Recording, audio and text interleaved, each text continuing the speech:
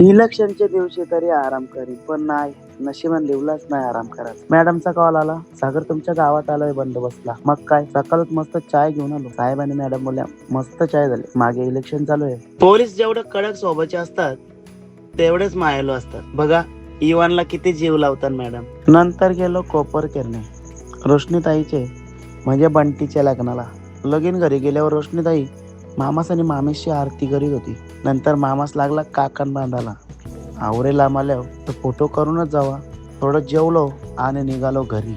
मला तर आमच्या देवीच्या बारचे मार्केटचाच उसाचा रस लागतं. चव पण जाम भारी असतं.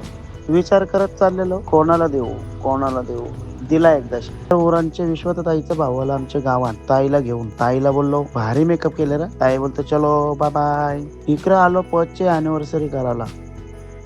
फॅमिली सोबत केली साजरी. केक खाल्ला आणि इकडे आई मॅडम सोबत गप्पा मारत होती. मॅडम बघा काय बोलल्या. काळजी घे. भेटू नंतर काय. हो हो नक्कीच चल बाय. नंतर मदन कडून घेतला पनीर. मदन बोलतो कशा आहेत सगळे. त्याला बोललो दे बाबा.